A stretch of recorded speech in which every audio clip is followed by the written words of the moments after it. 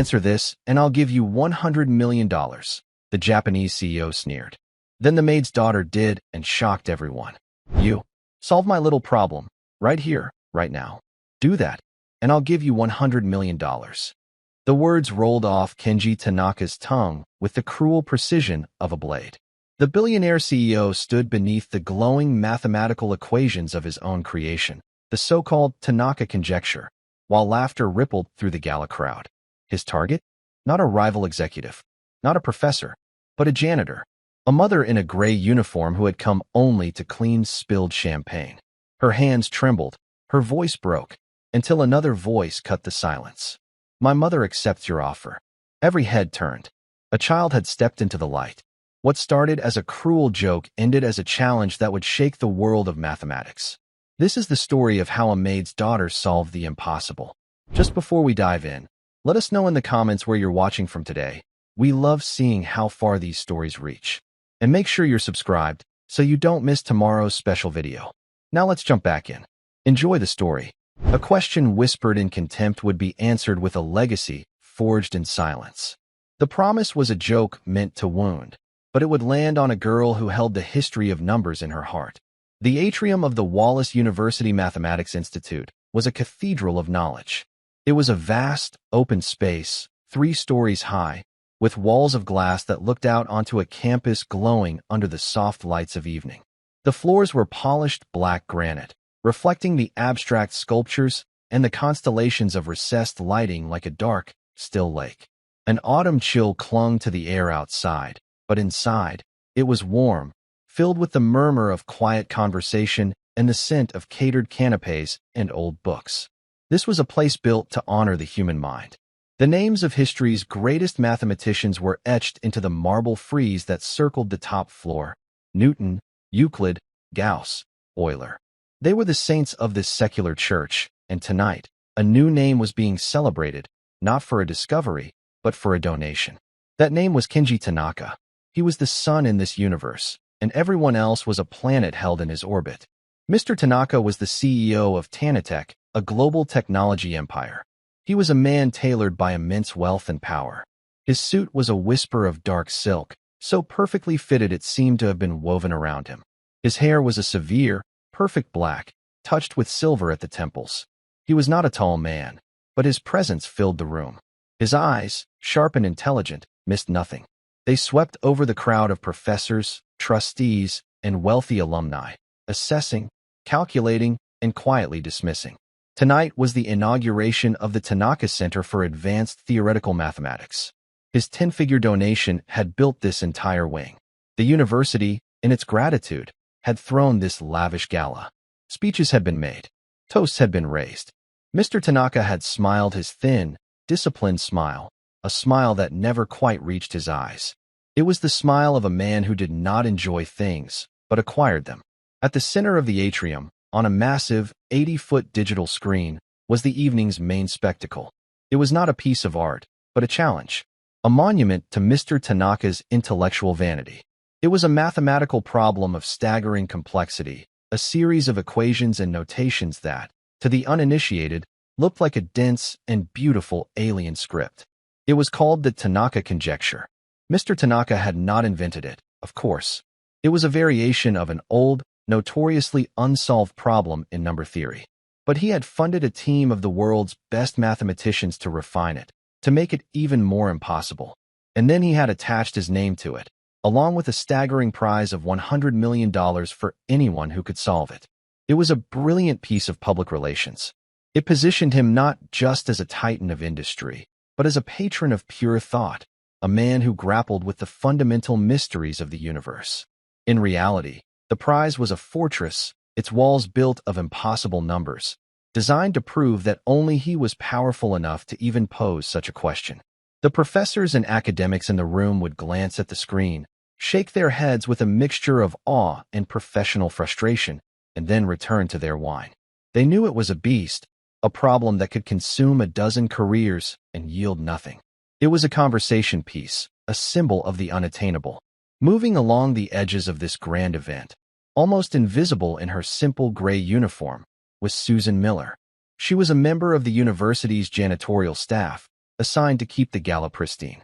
She moved with a quiet grace born of years of trying not to be noticed. Her hands, though chapped and weary, were deft as she collected empty glasses and cocktail napkins, placing them on her service cart. Her face was a mask of tired politeness. But behind her calm brown eyes, a storm was raging. The soft music, the clinking glasses, the low hum of intellectual chatter. It was all a painful reminder of a world she could see but never enter. It was a reminder of the mountain of bills on her small kitchen table. Most of them were medical bills, printed on stark, unforgiving paper. They were the legacy of the husband she had lost 2 years ago, a good man who had been taken by a long, slow, and very expensive illness. The debt was a physical weight. It sat on her chest when she tried to sleep. It was the reason she worked this job and another one on the weekends cleaning houses. It was all for her daughter, Chloe, to keep their small apartment, to keep food on the table, to give her the one thing Susan was determined to provide, a chance. A chance at a life far from the quiet desperation of scrubbing floors for people who looked right through her. Chloe was here tonight. She was waiting for her mother in a small, empty classroom down the hall. A quiet, bookish 12-year-old. She had brought her homework, promising to be no trouble. Susan had hesitated to bring her, but she couldn't afford a babysitter. Chloe had her father's bright, curious mind, and a startlingly serious demeanor for a girl her age. She was the one good, unbreakable thing left in Susan's life. A small commotion suddenly broke the calm rhythm of the evening. A guest, a portly man in a tweed jacket, had gestured too enthusiastically while telling a story and had knocked a tray of champagne flutes from a passing waiter's hands. The crash of breaking glass was sharp and loud. Champagne and shards of crystal sprayed across the polished granite floor. The accident happened to be just a few feet from Kenji Tanaka. He had been in a conversation with the university president, Dr. Croft. He stopped mid-sentence, his face darkening with annoyance. The interruption, the mess, the sudden breach of order, it offended him. His sharp eyes scanned for someone to hold responsible. The waiter was already stammering apologies, his face white with fear. The man in the tweed jacket was looking flustered and embarrassed. But Mr. Tanaka's gaze swept past them both. It landed on the nearest, most convenient target. It landed on the woman in the gray uniform. It landed on Susan. She had been on the other side of the spill, already moving forward with her cart to help clean up. She froze when she saw his eyes on her. "You?" His voice was not loud, but it was as cold and sharp as the broken glass on the floor. It cut through the surrounding chatter, creating a small pocket of sudden silence. "This is your responsibility. This area should be kept clear. My guests should not be subjected to this kind of clumsiness." Susan's heart began to pound. "Sir, it was an accident. I was just about to." "You were not doing your job." He cut her off, his voice laced with contempt. He took a step toward her. The university president looked uncomfortable but said nothing. No one contradicted Kenji Tanaka. "You people are paid to be invisible and to ensure things like this do not happen. It seems you are failing at both." The public nature of the rebuke was a slap in the face. Susan felt a hot flush of shame creep up her neck. She could feel the eyes of the guests turning towards them, their curiosity piqued by the small drama. She stared at the floor, wanting it to open up and swallow her. This was the part of the job she hated most. Not the work itself, but the casual, unthinking cruelty of the people she served. The constant, stinging reminder of her station. But Mr. Tanaka was not finished. He was a man who enjoyed making a point, and he now had an audience. A wicked, theatrical idea lit up his cold eyes. He gestured with a flick of his wrist towards the giant screen that dominated the atrium. "Perhaps your skills are better suited to a different kind of cleanup," he said, a cruel smirk touching his lips. The guests leaned in, sensing a performance. "I don't understand, sir," Susan whispered. "That," he said, pointing to the Tanaka conjecture. "It is messy. A problem. You seem to be surrounded by problems." The small crowd around them chuckled. "You clean floors. You make things tidy. Why don't you tidy that up for me?" The suggestion was so bizarre, so absurdly insulting, that the chuckles grew into open laughter. The sound echoed in the vast space. It was the sound of wealthy, powerful people enjoying the humiliation of someone they considered beneath them. Susan felt dizzy. She could not comprehend the level of malice required to mock someone so publicly. I can't do that, sir," she said, her voice trembling. It's mathematics. Oh, is that what it is? Mr. Tanaka said, feigning surprise. I thought it might be a new kind of modern art. The laughter grew louder. He was enjoying himself now. He decided to escalate the spectacle. He took another step closer, his voice dropping to a low, taunting growl. I am a generous man, he announced, turning to his audience. This woman, she clearly has a difficult life. The world has not been kind to her. He waved a dismissive hand. So, I will make her a proposition. A little game. He turned his sharp eyes back to Susan. You, the cleaning woman. You solved my little problem. Right here. Right now. You answer the question. If you do, he grinned, a predator's grin, I will give you the prize money. $100 million. The full amount. You could pay your little bills with that, couldn't you? Buy a nice house. Never clean another floor in your life. What do you say? The atrium erupted. The laughter was deafening now, a wave of ridicule that crashed over Susan. People were pulling out their phones, wanting to record the sheer arrogance of the moment. The great Kenji Tanaka, offering $100 million to his janitor if she could solve an impossible math problem. The punchline was built in. It was a story they would tell for years. Susan stood frozen, trapped in a waking nightmare. Tears burned at the back of her eyes. She wanted to run, to scream, to simply cease to exist. She was surrounded by a cage of staring eyes and mocking laughter. She had never felt so utterly and completely helpless. Then, a voice, as clear and steady as a small bell, cut through the noise. My mother accepts your offer. The laughter stopped. It died so quickly it was as if a switch had been thrown. A stunned, absolute silence fell over the atrium. Every single head turned towards the source of the voice. Stepping out from the hallway that led to the classrooms was a girl. She was small for her age, with a cascade of straight, pale blonde hair that fell to her shoulders. She wore simple jeans, worn sneakers, and a plain blue sweatshirt. She was an island of ordinary childhood in a sea of adult wealth and sophistication. It was Chloe. She had heard the commotion and had come to see what was wrong. She walked forward, her steps calm and deliberate. She moved past the stunned professors and the wealthy donors, her gaze fixed on one person and one person only, Kenji Tanaka. Her eyes, a startlingly bright blue, held no trace of fear. They held a cold, focused fire that was unnerving in a child so young. She stopped beside her mother. She gently took the rag from Susan's trembling hand and placed it on the service cart. Then she took her mother's hand, her small fingers wrapping firmly around Susan's. Kenji Tanaka stared at the child, momentarily thrown off balance. His perfectly staged humiliation had been interrupted by an unexpected character. A flash of irritation crossed his face, but it was quickly replaced by a deeper amusement.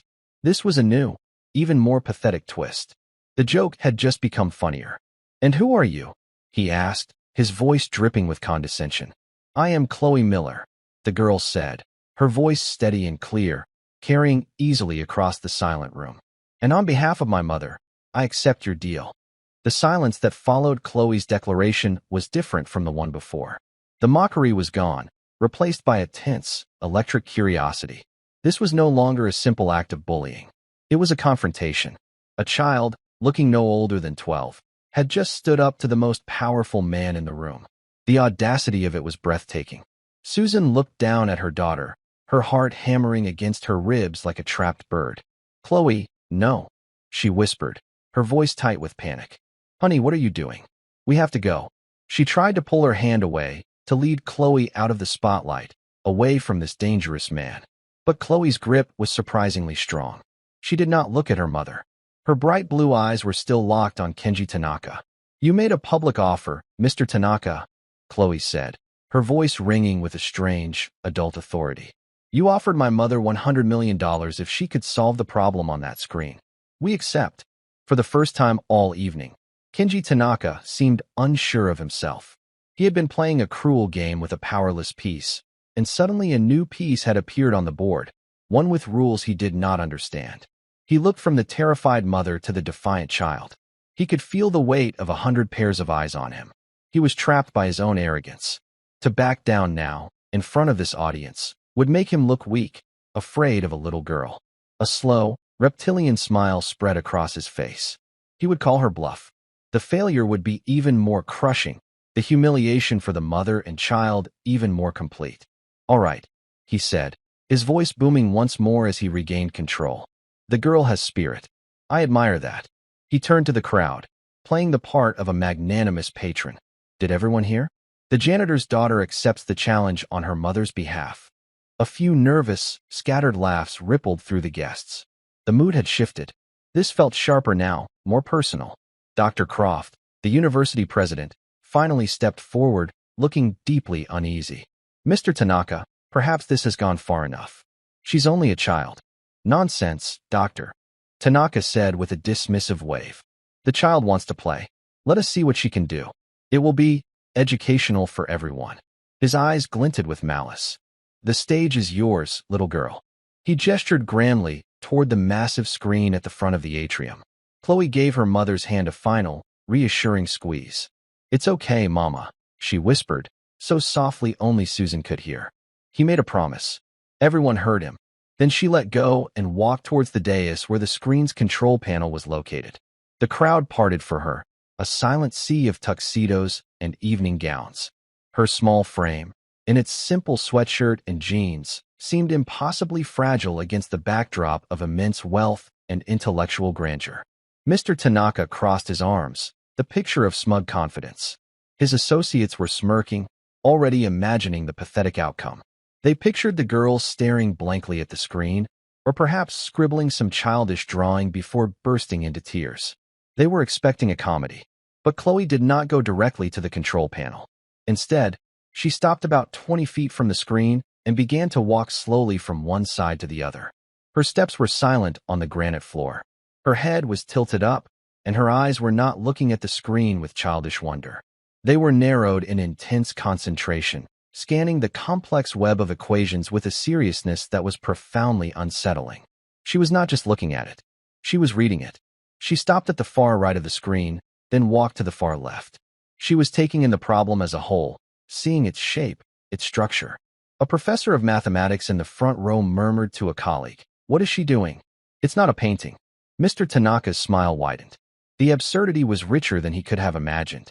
"Are you having trouble finding a place to start, little one?" he called out, his voice thick with mock sympathy. Chloe ignored him completely. She finished her slow patrol and walked to the small lectern on the dais. On it was a wireless stylus, used for interacting with the digital screen. She picked it up. She held it in her small hand, feeling its weight. The tool of a modern mathematician. She turned and faced the screen. For a long moment, she simply stood there, her eyes closed.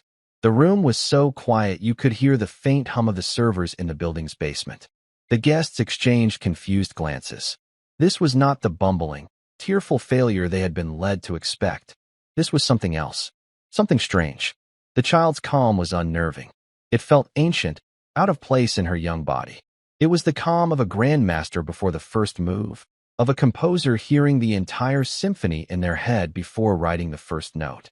Susan watched her daughter, her heart a painful mix of terror and a strange, unexplainable flicker of hope. She had seen Chloe like this before, but never in a place like this. At home, Chloe would sit for hours with her father's old college textbooks, books filled with symbols Susan could never understand. She would fill notebooks with her elegant, precise handwriting, covering pages with equations. Susan had always thought it was just a game, a way for Chloe to feel close to the brilliant, gentle man she still missed so dearly. She never imagined it was anything more. After a long, silent moment, Chloe opened her eyes. She stepped up to the screen. It towered over her, a black wall of infinite complexity. With a smooth, practiced motion, she touched the stylus to the surface. It came to life, a small, bright cursor blinking in the darkness. The crowd held its breath. The billionaire, the janitor, the little girl, and the impossible problem. The performance was about to begin. Chloe took a deep breath, the kind one takes before a deep dive into cold water. Then she began to write. Her first marks on the screen were not numbers. They were not variables. They were a series of geometric shapes. A hexagon, a dodecahedron, and a series of interlocking circles. They were elegant and perfectly rendered. A low murmur of confusion rippled through the assembled academics. "What is this?" one professor whispered. "Is she doodling? This is number theory, not geometry." Mr. Tanaka let out a short, triumphant laugh. It seems our prodigy is an artist, not a mathematician. The tension in the room broke. A wave of relieved laughter swept through the crowd. This was it. This was the punchline they had been waiting for. The joke had landed. The comedy had reached its climax. It was just a silly little girl, scribbling pictures. Kenji Tanaka threw his head back and laughed, a loud, braying sound of victory. "Oh, this is better than I hoped," he roared. "She's redecorating my conjecture." His guests joined in, their laughter a cruel chorus that echoed off the high glass walls. The strange tension was gone, replaced by the comfortable, familiar order of the world they knew. A world where the daughters of cleaning ladies did not solve unsolvable problems. Susan buried her face in her hands, her shoulders shaking. The humiliation was absolute. It was so much worse than she had ever feared. She had failed to protect her child. Only one person in the room was not laughing. In front of the giant screen, Chloe stood perfectly still. She stared at the shapes she had drawn, her hand holding the stylus hovering over the surface. A single tear traced a slow path down her cheek, but her expression was not one of defeat. It was one of intense, furious concentration. She had not been doodling. She had been translating. She had taken the dense, linear language of the conjecture and had turned it into the language of shape and space. A language she understood better than words. A language her grandfather had taught her. The problem had spoken to her, and it had just told her its greatest secret. The sound of Mr. Tanaka's laughter was a weapon, and it struck Susan with physical force. Each cruel chuckle from the crowd was another blow. She shrank into herself, wishing she could become invisible. All she could see was her daughter, a tiny, defiant figure engulfed by the glowing symbol of their humiliation. But through the haze of her own shame, she saw that Chloe was not broken. Her daughter was not even looking at the laughing crowd. Her focus was entirely on the screen, a deep, silent communion with the puzzle before her. The laughter began to falter as Chloe moved again. The murmurs of confusion returned. She touched the stylus to the screen, and, with a few quick, deft strokes, she began to connect the vertices of the shapes she had drawn. Lines crisscrossed the screen, creating a new, more complex web. Then, at each intersection, she began to write. Numbers. Equations. The academics in the room leaned forward, their expressions changing from amusement to curiosity, and then to disbelief. "Wait a minute," a young professor near the front whispered, his eyes wide. "Look at that notation. That's a Fourier transform, but applied to a polyhedral group. That's not supposed to be possible." Chloe was working with a speed and confidence that was mesmerizing. The stylus flew across the screen, leaving a trail of elegant, crystalline logic in its wake. She was no longer scribbling. She was building something. She was constructing a proof, but she was doing it in a way none of them had ever seen before. She was weaving together disparate branches of mathematics, geometry, number theory, abstract algebra, as if they were threads of a single, beautiful tapestry. Kenji Tanaka's laughter had stopped completely. He watched, a thin, unreadable smile frozen on his face. His arms were still crossed, a posture of relaxed superiority, but his eyes were narrowed. This was not in the script. The air in the atrium grew thick with a new kind of tension.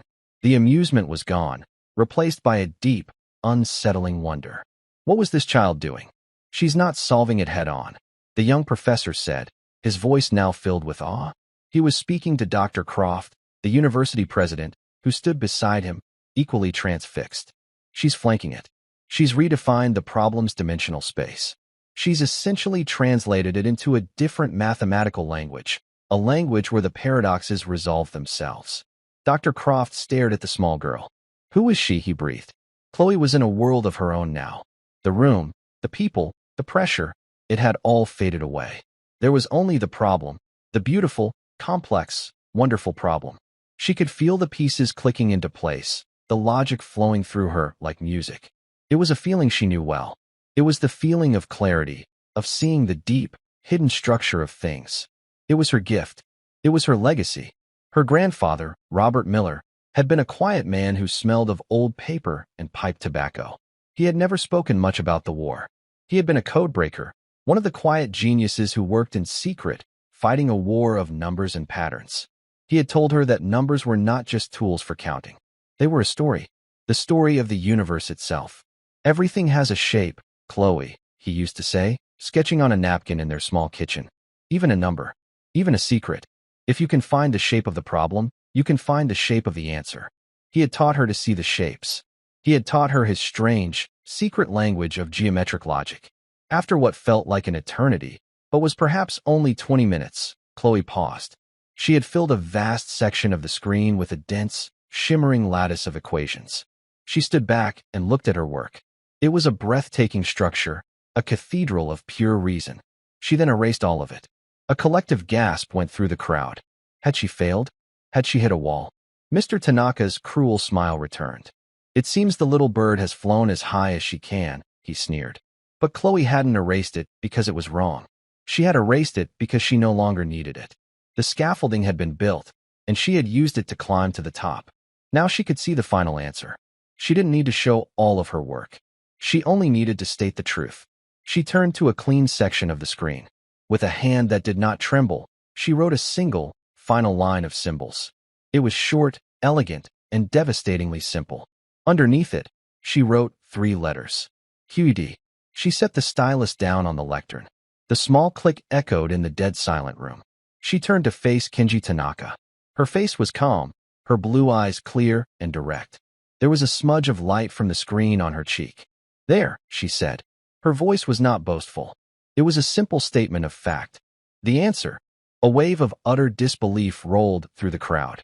It was impossible. It couldn't be that simple. The world's greatest minds had struggled with this for decades. She had solved it in under half an hour, and her final proof was a single line. A tall, elderly man with a shock of white hair and kind, intelligent eyes pushed his way to the front. He was Dr. Alistair Finch, a visiting professor from Cambridge and a holder of the Fields Medal, the highest honor in mathematics. He was arguably the most respected mathematician in the building. He stared at the single line on the screen, his mouth slightly open. He walked closer, squinting, tracing the logic in his mind. The seconds stretched into an eternity. The entire room waited for his verdict. Finally, he turned away from the screen. He looked not at the crowd, but at the small, blonde-haired girl standing on the dais. His expression was one of profound, soul-shaking awe. "My God," he whispered, his voice hoarse with emotion. He then turned to the silent audience. "It's correct," he said, his voice growing stronger. "It's not just correct, it's revolutionary. The simplicity of it, it's the most beautiful thing I have ever seen." The room erupted. It was not laughter this time. It was a spontaneous, thunderous wave of applause, mixed with shouts of disbelief and gasps of wonder. The professors, the trustees, the alumni, they were all on their feet, clapping, cheering, staring at the small girl in the blue sweatshirt as if she had just performed a miracle. Because she had. Susan sank into a nearby chair, her legs no longer able to support her. The tears flowed freely now, but they were not tears of shame. They were tears of shock, of relief, of a fierce, overwhelming love for her extraordinary child. But the loudest sound in the room was the silence of one man. Kenji Tanaka stood as if he had been turned to stone. His face was white. His jaw was slack. His eyes were wide with a horror that went far beyond the loss of money. This was a public execution of his arrogance.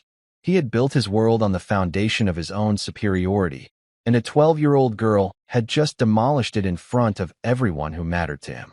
The very laws of the universe, he felt, had personally betrayed him. Chloe walked across the dais until she stood directly in front of him. She held out her empty hand, palm up. Her voice, when she spoke, was quiet but carried the weight of a judge delivering a sentence. "You made a promise, Mr. Tanaka." Kenji Tanaka's world had been reduced to 2 things: the face of the small girl in front of him and the crushing weight of $100 million. His mind, a finely tuned instrument for calculating risk and maximizing profit, was short-circuiting. The numbers were all wrong. The variables were impossible. A janitor's daughter. A silly, public joke. An unsolvable problem. None of it computed. He stared at Chloe's outstretched hand. It was small, clean, and steady. It was the hand of a child, yet at that moment, it held more power than his entire board of directors. It was a demand for a debt he never intended to pay, a debt forged in his own public mockery. His first instinct was to lash out, to call her a cheat, to claim it was a trick a pre-calculated stunt. But as he looked past her to the sea of faces in the crowd, he saw that was impossible. He saw the rapturous expression on the face of Alistair Finch, a man whose reputation was as solid as the mathematical truths he studied. He saw the university professors nodding to each other, their faces alight with the thrill of discovery. He saw the guests, his guests, looking at him, their expressions a mixture of awe for the girl and a cold, waiting curiosity for his response. They had all been witnesses. He had set the stage, written the script, and cast the players. He had simply expected a different ending. "This is preposterous," he finally managed to say, his voice a low, strangled rasp. It lacked its usual commanding tone. It was the sound of a king who had just been checkmated by a pawn. "You made an offer, Mr. Tanaka," Dr. Croft, the university president, said, stepping forward. His earlier timidity was gone, replaced by a firm, protective stance. He stood slightly behind Chloe, a silent guardian. A verbal contract, in front of more than 100 witnesses.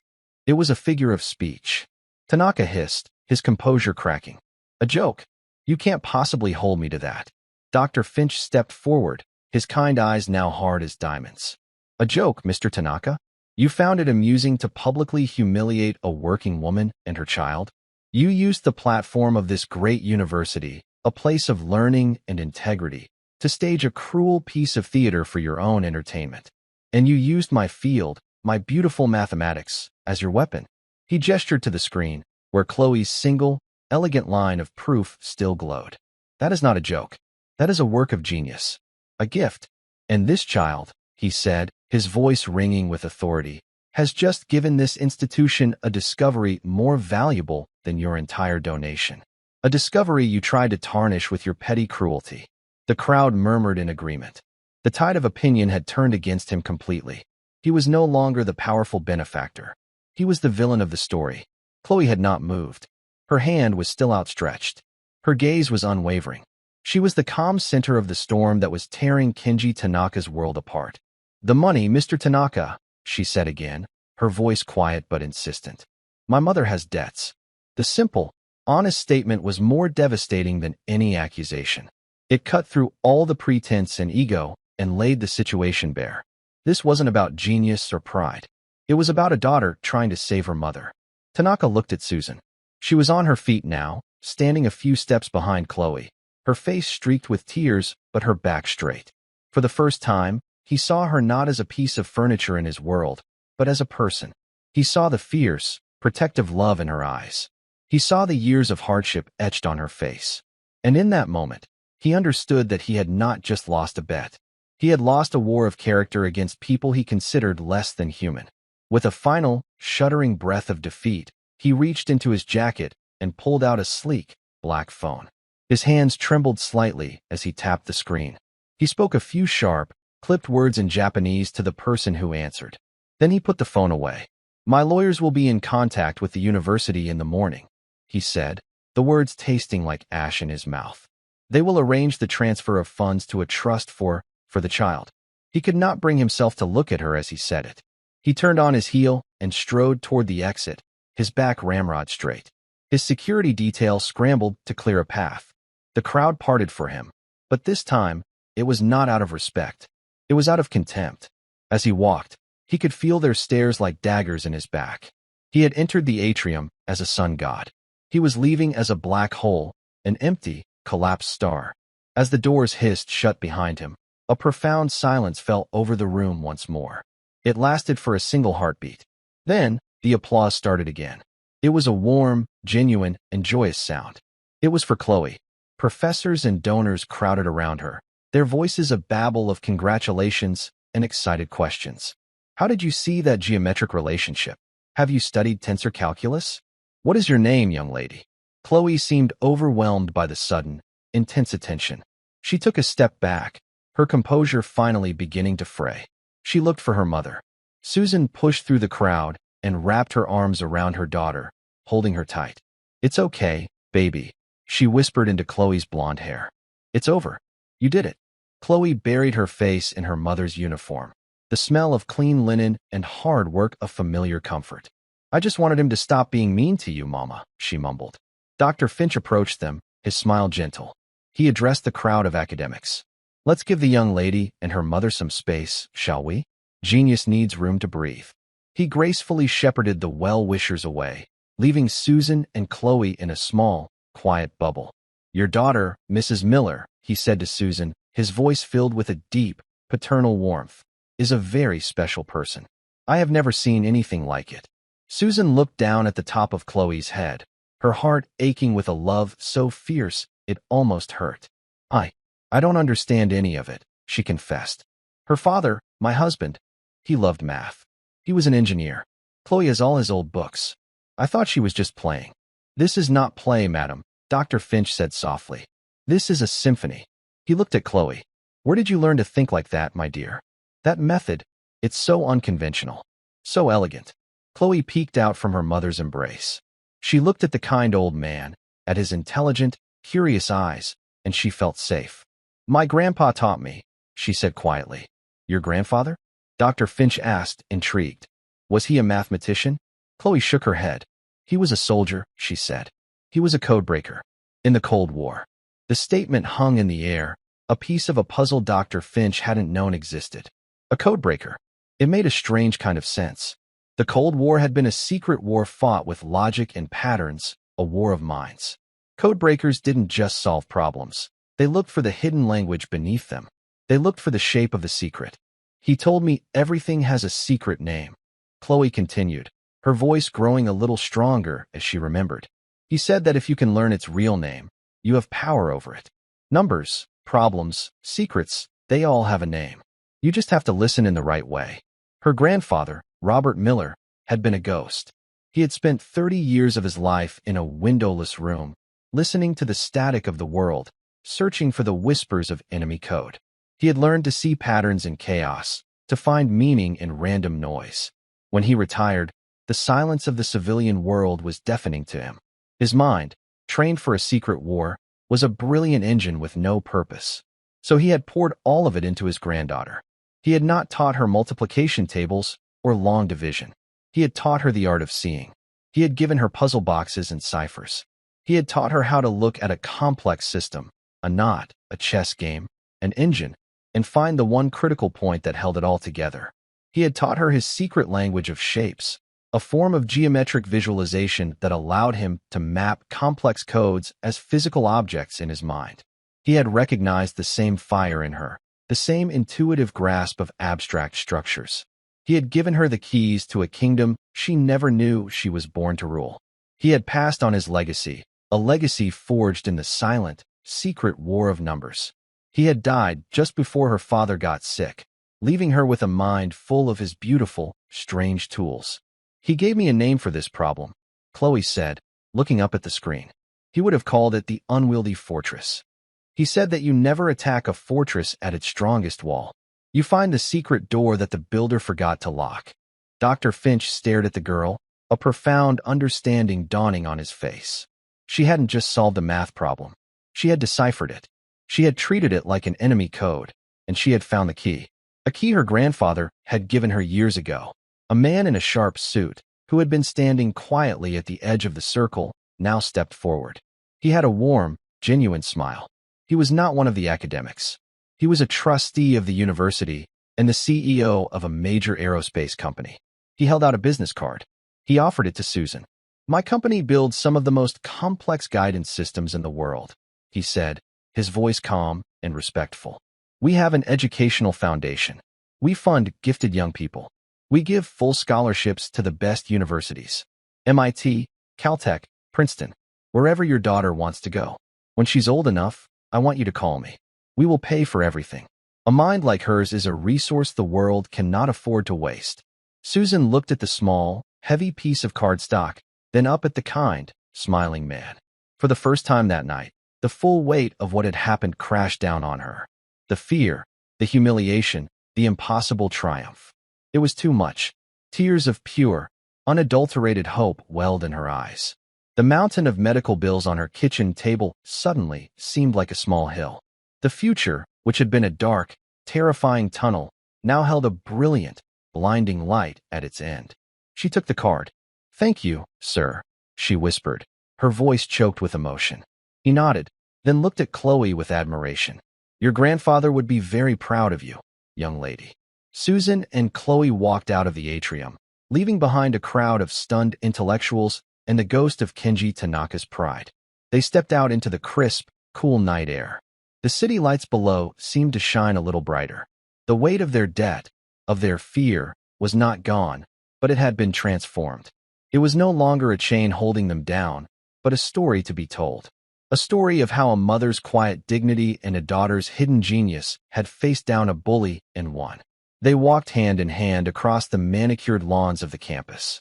They didn't speak. They didn't need to. In the quiet space between them, they could both feel the presence of the two men they had lost, a brilliant, gentle engineer and a silent, secret codebreaker. Tonight, their legacy had been honored. And back in the silent atrium, a team of janitors was cleaning up the last of the broken glass from the champagne spill that had started it all.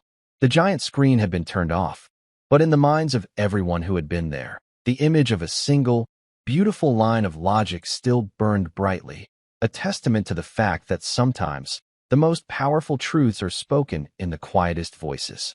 The walk home was a journey through a dream. The university campus, with its grand stone buildings and manicured lawns, seemed to belong to another world, one they had only been visiting. Susan and Chloe walked side by side, their hands clasped tightly. The silence between them wasn't empty. It was filled with the deafening roar of everything that had just happened. Susan kept touching the business card in her pocket. The crisp, heavy cardstock felt like the only solid object in a world that had suddenly turned to liquid. It was a talisman, a proof that the night had been real. A full scholarship. MIT. Caltech. Words she had only ever seen in movies, possibilities that belonged to other people's children. When they reached their small, second-floor apartment, the familiar sight of its worn blue door was a comfort and a shock. It looked exactly the same, but they were different. The air inside smelled of their life, of old books, of the lemon-scented cleaner Susan used, of the faint, lingering scent of the soup they'd had for dinner 2 nights ago. It was the smell of struggle, of making do. As Susan locked the door behind them, the dam of her composure finally broke. She leaned her back against the door and slid down to the floor, her shoulders shaking with silent, racking sobs. It was all too much. The terror of the confrontation, the profound humiliation, the blinding shock of Chloe's triumph, and now, the dawning, terrifying light of hope. Chloe knelt in front of her, her young face a mask of concern. She put her small arms around her mother's neck. Did I do something wrong, Mama? Susan pulled her into a fierce embrace, burying her face in her daughter's hair. No, baby, no. She choked out, her voice thick with tears. You did everything right. You were so brave. I can't believe it. They stayed like that for a long time, 2 survivors clinging to each other on the shore after a shipwreck. The $100 million was still an abstract, impossible number. But the relief, the raw, gut-wrenching relief of a future suddenly cleared of its most monstrous obstacle, that was real. The medical debt that had been a suffocating weight on Susan's chest for 2 long years had, in the space of 20 minutes, vanished. He was so mean to you, Chloe said, her voice muffled against her mother's shoulder. He made you look so small. I wanted to make him small. Susan pulled back, wiping her eyes with the back of her hand. She looked at her daughter, at the fierce, protective fire in her bright blue eyes, and she saw not just a child, but the legacy of 2 good men. The gentle intelligence of her husband, and the quiet, unbending strength of her father. You did, honey, she said, a watery smile touching her lips. I think you made him feel very small indeed. The next morning, their world exploded. The story was everywhere. It was the kind of human interest narrative that news outlets dream of: the billionaire, the janitor, and the child prodigy. 12-year-old daughter of university janitor solves impossible Tanaka conjecture, screamed one headline. Billionaire publicly humiliated, forced to pay $100 million prize, shouted another. Their small apartment building was besieged by news vans. Reporters camped out on their lawn, shouting questions whenever they caught a glimpse of a shadow moving behind the curtains. The university, guided by Dr. Croft and Dr. Finch, moved quickly to protect them. They put them up in a quiet, private suite at the university's guest hotel and handled all the media inquiries. Lawyers, appointed by the university's trust department, materialized to manage the financial transfer. It was a dizzying, overwhelming whirlwind. For Susan, the most surreal moment came 3 days after the gala. She was sitting with a kind, soft-spoken lawyer named Mr. Gable in a quiet university office. He pushed a tablet across the polished mahogany table towards her. On the screen was a bank statement. It was an account in Chloe's name, held in trust. At the top of the screen was a number, $100 million. Susan stared at it. She traced the number with her finger. The zeros seemed to stretch on into infinity. It wasn't real. It couldn't be. The first thing we'd like to do, Mrs. Miller, Mr. Gable said gently, is address your outstanding liabilities. If you have a list of the medical debts. Her hand trembled as she slid a worn, folded bundle of papers from her purse. The final, consolidated bills from her husband's long illness. The numbers on those pages had haunted her sleep for 2 years.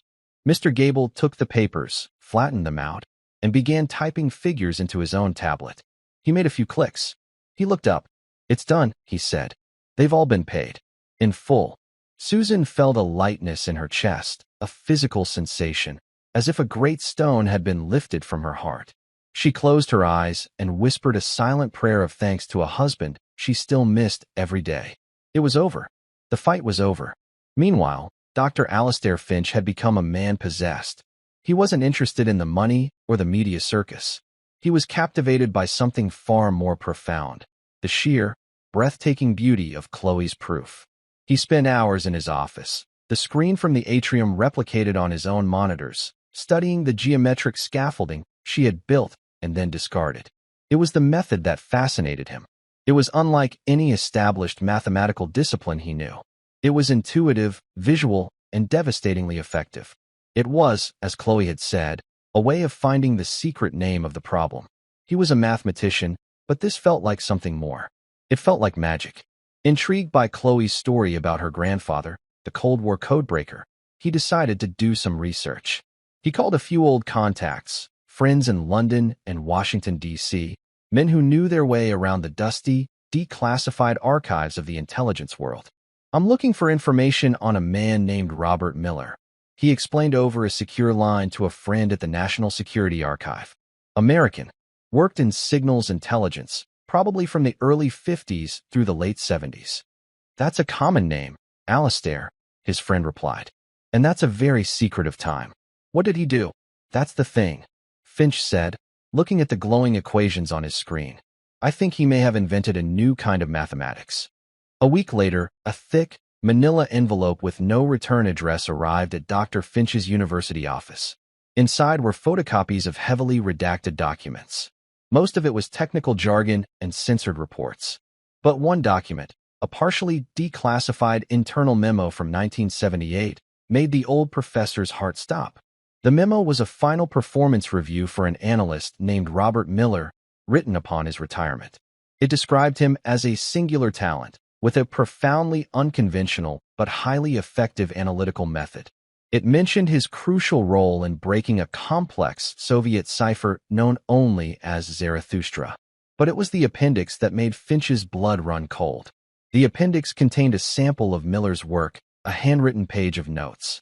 On it was a series of geometric shapes, hexagons and dodecahedrons, interlinked in a complex pattern. It was a simplified, embryonic version of the exact same visual language Chloe had used on the screen. But there was one more document, a single, barely legible page from a different file. It was a note about the Zarathustra cipher. It mentioned that the cipher was believed to have been compromised, not by Allied intelligence, but through industrial espionage in the late 1980s, after the Cold War had begun to thaw. A Japanese technology corporation, then a fledgling defense contractor, had acquired parts of the Zarathustra source code through illicit channels. The name of that corporation was Tanitech. Dr. Finch sat back in his chair, the pieces of the puzzle clicking into place with a terrible, beautiful clarity. Kenji Tanaka hadn't just invented his conjecture out of thin air. He hadn't just picked a random, unsolved problem. He had found something in the sealed archives of his own company's sordid history, a fragment of a brilliant, broken Soviet code. A code that had been so complex, so advanced, that even with the partial key, his own mathematicians couldn't fully crack it. They didn't understand its underlying logic. Seeing its impossibility as a mark of its genius, Tanaka, in his supreme arrogance, had polished it, reframed it as a problem in pure number theory, and attached his own name to it.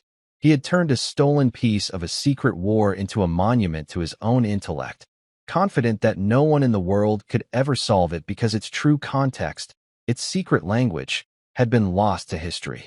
He never imagined that the man who broke the code in the first place had a granddaughter, and that he had taught her his secret language. A few days later, Dr. Finch invited Susan and Chloe to his office. It was a warm, comfortable room, lined from floor to ceiling with books. He sat them down and, with a gentle, quiet voice, he told them what he had found. He showed them the copies of the documents, the page with Robert Miller's familiar, elegant shapes. Susan listened, her hand on Chloe's shoulder, a sense of profound wonder dawning on her face.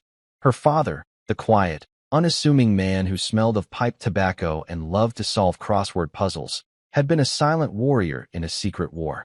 Chloe looked at the papers, at her grandfather's handwriting. She felt a deep, resonant connection, a sense of a story coming full circle. It wasn't just her victory anymore. It was his. So the problem, Susan said, trying to grasp the enormity of it. It wasn't just a random math problem. No, Dr. Finch said, his eyes shining. It was a ghost. It was a piece of your father's history, Mrs. Miller. A secret he unlocked decades ago. Mr. Tanaka stole the lock, put his name on it, and dared the world to find a key he thought no longer existed. He looked at Chloe, his expression a mixture of academic admiration and pure human awe. But he forgot to account for the keymaker's bloodline. The truth settled over them, beautiful and complete. The $100 million was no longer just a prize won in a moment of defiance. It was a debt of history, paid back across generations. It was the universe balancing its books. Kenji Tanaka, in his effort to humiliate a poor woman, had inadvertently returned a stolen piece of intellectual property to its rightful heir, with $100 million in interest. The final, perfect piece of irony fell into place. The name of the Soviet cipher her grandfather had broken, Zarathustra, was a reference to a book by the philosopher Nietzsche, a book about the coming of a Superman. Tanaka had tried to cast himself as that Superman. But the true Superman had been a quiet codebreaker, working in a windowless room, who had passed his true power, the power of his mind, down to his granddaughter. Chloe looked out the window of Dr. Finch's office, across the sun-dappled lawns of the university. Her future, once a narrow, uncertain path, was now a wide-open landscape of infinite possibility. She would go to college. She would study the beautiful, secret language of numbers. She would build things, discover things, and carry the quiet legacy of her grandfather into a new world. The story was not about the money. It was not even about the humiliation of a cruel man. It was about a promise, whispered from a grandfather to a granddaughter. The promise that everything has a secret name, a hidden shape, and that if you are quiet enough and brave enough, and you listen in the right way, the universe will always, eventually, tell you the answer. And that's where we'll end the story for now. Whenever I share one of these, I hope it gives you a chance to step out of the everyday and just drift for a bit. I'd love to know what you were doing while listening. Maybe relaxing after work, on a late-night drive, or just winding down. Drop a line in the comments. I really do read them all. And if you want to make sure we cross paths again, hitting like and subscribing makes a huge difference.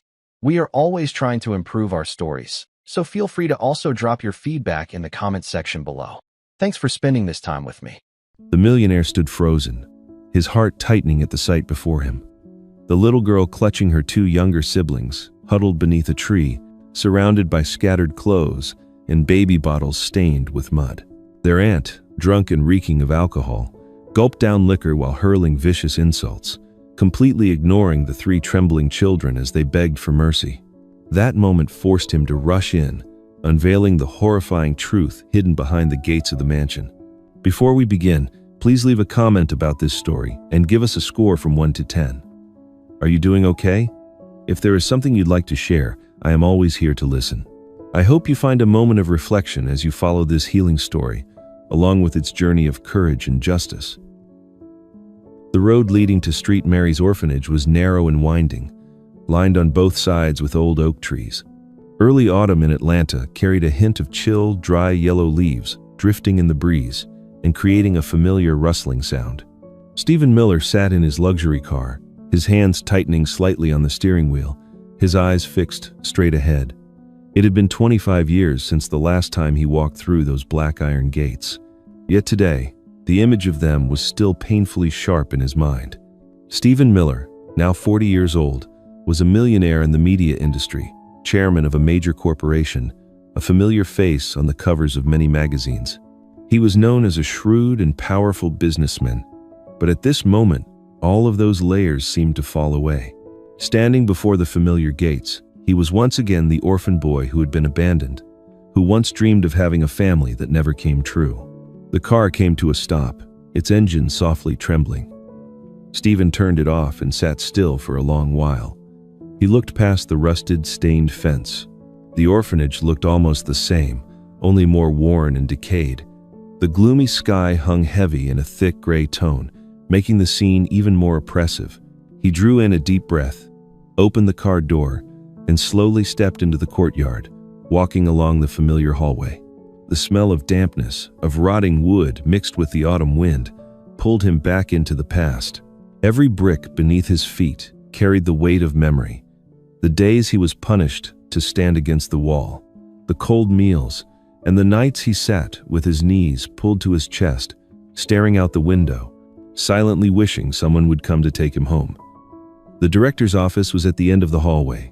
The heavy wooden door still bore the nameplate, James Carter, Director. Stephen pushed it lightly, and the door creaked open. Inside, Mr. James, now over 70, sat behind the same old, chipped wooden desk. The elderly man's back was bent, his hair completely white, glasses perched on his nose, yet his eyes, though dimmed by age, still held the sharpness that once commanded children to obey. "Excuse me, you are?" The old man's voice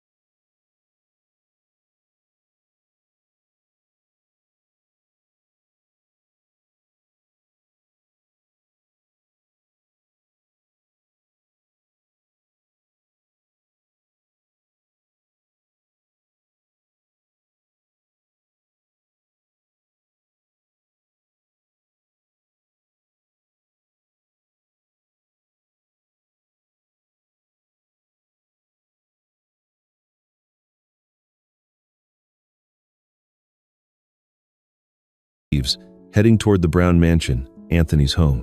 Stephen's gaze blazed like molten steel, and in his heart, a fire burned with worry after the news from Mr. Carter. The black car glided through the gray twilight. The wind lashed against the windows, carrying the chill of a late autumn afternoon. Stephen gripped the steering wheel tightly, his eyes tense, his mind still echoing with the vow he had spoken at the old gates of the orphanage. He pressed gently on the gas, the straight suburban road leading him toward the Brown estate, the home that once belonged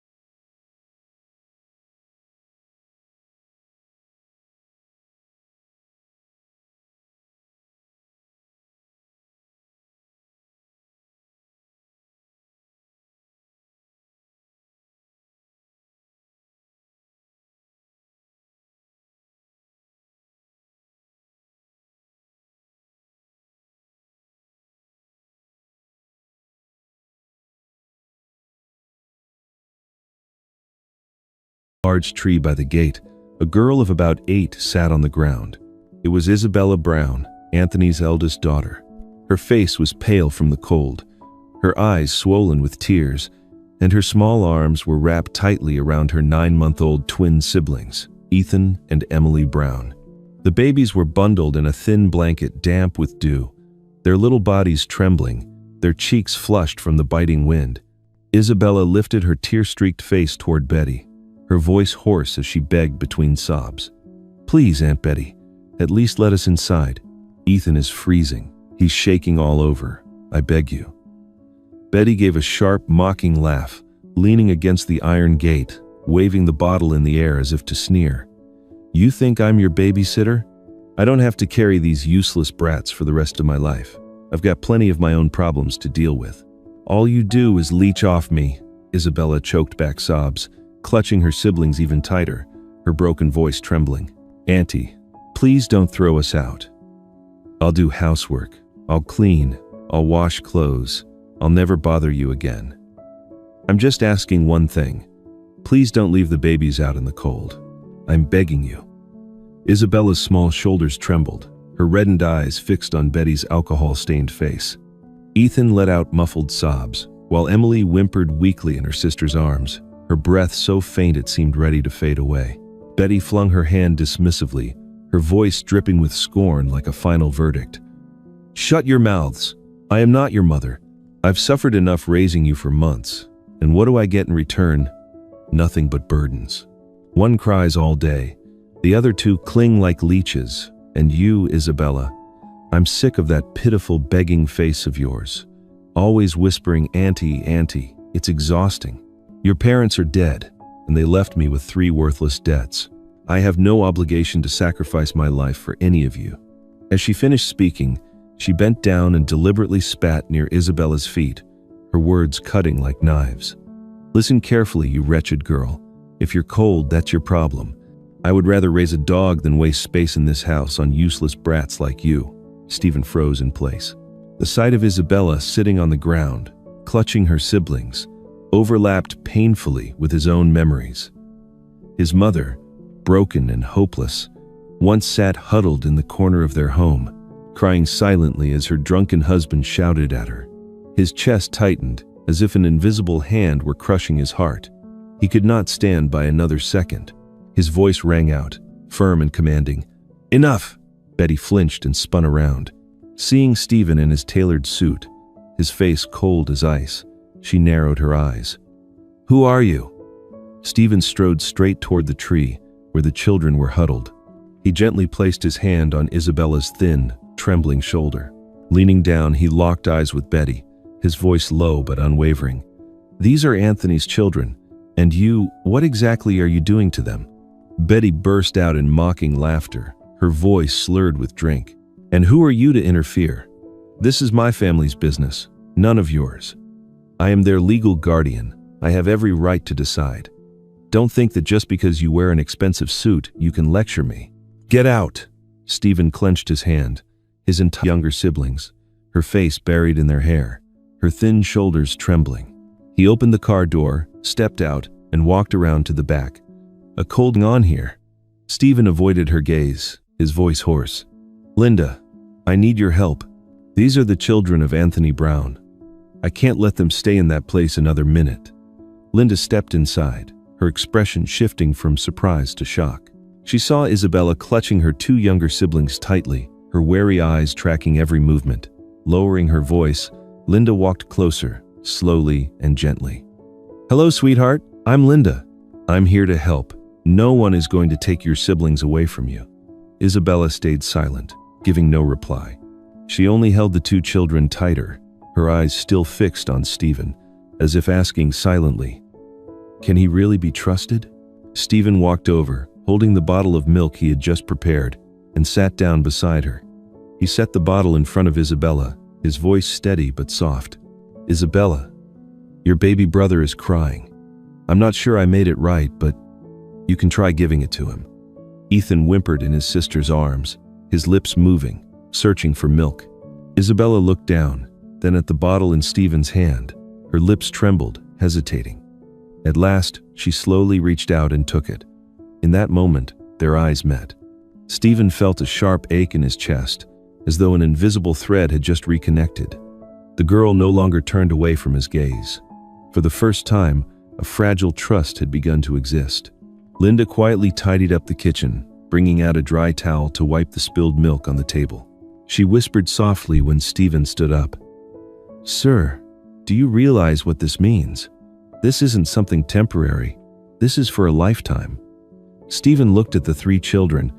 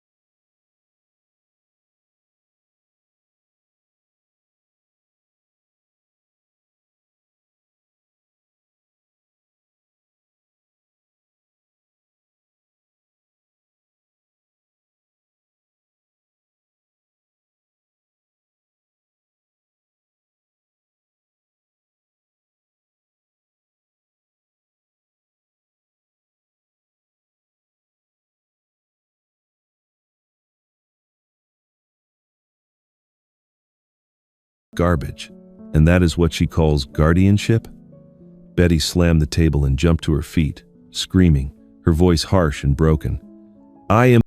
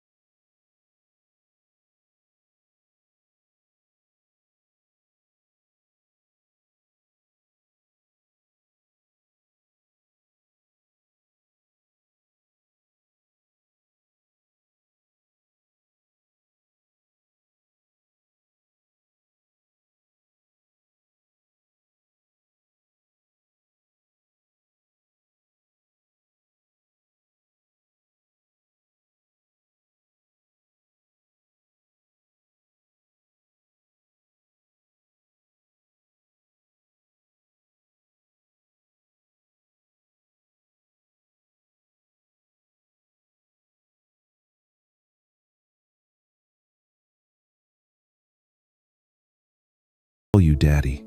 Stephen froze. He closed the book and looked at Isabella for a long time. In the girl's eyes was anticipation mixed with worry, as if she feared rejection.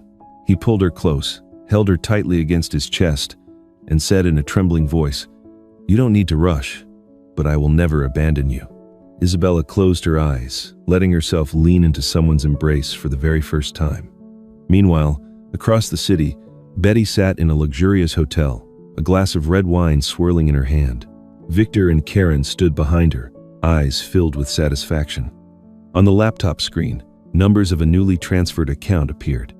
Betty burst into loud laughter, wine and triumph blending together. "In just a few weeks, Stephen Miller will be on his knees before me," she shouted, her laughter cracking. But weeks later, when she checked again, the cold bank message appeared. "Account does not exist." Betty's face went pale. She frantically dialed Victor's number. The line was unreachable. Karen had vanished. The hotel room left completely empty. Everything had evaporated.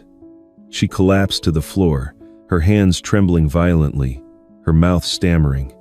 No, this can't be. It can't be." The wine glass shattered, shards of glass scattering everywhere. Betty screamed, her hair disheveled, her eyes bloodshot like a beast cornered with no way out. While Stephen gently tucked a blanket over Isabella and softly stroked her hair, somewhere else Betty pounded her fists against the floor, her voice hoarse as she shrieked, "I will drag those kids back. Do you hear me? I swear I won't let this rest." In the morning, pale sunlight streamed through the large window. Stephen was in the kitchen, awkwardly stirring porridge for Ethan and Emily. At the table, Isabella sat quietly, her small hands carefully cutting fruit the way Linda had once taught her. Everything looked strangely peaceful, yet inside Stephen still carried a constant worry. What would happen at the upcoming trial? Would he have enough strength to keep the children with him?